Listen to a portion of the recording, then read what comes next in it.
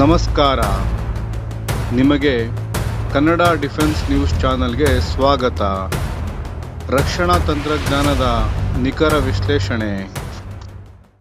ಭಾರತವು ತನ್ನ ರಕ್ಷಣಾತ್ಮಕ ಸಾಮರ್ಥ್ಯವನ್ನು ಗಮನಾರ್ಹವಾಗಿ ಹೆಚ್ಚಿಸಿಕೊಳ್ಳುವ ದಿಕ್ಕಿನಲ್ಲಿ ಏರ್ಬಸ್ C-295 ಸೈನಿಕ ಸಾರಿಗೆ ವಿಮಾನಗಳ ಅಂತಿಮ ಬ್ಯಾಚ್ ಅನ್ನು ಮುಂಚಿತವಾಗಿ ಸ್ವೀಕರಿಸಿದೆ. ಈ ಹಸ್ತಾಂತರ ಸಮಾರಂಭವು ಇಂದು ಸ್ಪೇನ್ನ ಸೆವಿಲ್ಲೆ ನಗರದಲ್ಲಿ ಜರುಗಿತು. ಈ ಸಂದರ್ಭದಲ್ಲಿ ಭಾರತದ ರಾಯಭಾರಿ ದಿನೇಶ್ ಕೆ ಪಟ್ನಾಯಕ್ ಹಾಗೂ ಭಾರತೀಯ ವಾಯುಪಡೆಯ ಹಿರಿಯ ಅಧಿಕಾರಿಗಳು ಹಾಜರಿದ್ದರು.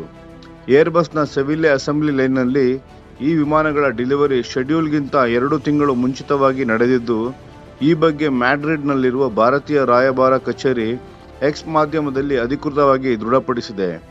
2024ರ ಅಕ್ಟೋಬರ್ನಲ್ಲಿ ಸ್ಪೇನ್ ಪ್ರಧಾನಿ ಪೆಡ್ರೋ ಸಾಂಚೆಜ್ ಹಾಗೂ ಭಾರತದ ಪ್ರಧಾನಿ ನರೇಂದ್ರ ಮೋದಿ ಅವರ ನೇತೃತ್ವದಲ್ಲಿ ಗುಜರಾತ್ನ ವಡೋದರಾದಲ್ಲಿ ಟಾಟಾ ಏರ್ಕ್ರಾಫ್ಟ್ ಕಾಂಪ್ಲೆಕ್ಸ್ ಉದ್ಘಾಟನೆಗೊಂಡಿತ್ತು.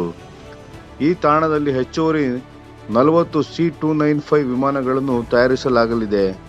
ಒಟ್ಟು 56 ವಿಮಾನಗಳ ಡೆಲಿವರಿ ಈ ಮಹತ್ವದ ಯೋಜನೆ ಅಡಿಯಲ್ಲಿ ನಡೆಯಲಿದೆ. ನಮ್ಮ ವಿಡಿಯೋಗೆ ಲೈಕ್ ಮಾಡಿ, ನಮ್ಮ ಚಾನಲ್ಗೆ ಸಬ್ಸ್ಕ್ರೈಬ್ ಮಾಡಿ, ಬೆಲ್ ಐಕಾನ್ ಒತ್ತಿ. ಯಾವ ಅಪ್ಡೇಟ್ಗೂ ಮಿಸ್ ಆಗಬೇಡಿ. ಡಿಫೆನ್ಸ್ ಸುದ್ದಿಗಳನ್ನು ತ್ವರಿತವಾಗಿ ಪಡೆಯಿರಿ. ನಿಮ್ಮ ಬೆಂಬಲವೇ ನಮ್ಮ ಶಕ್ತಿ.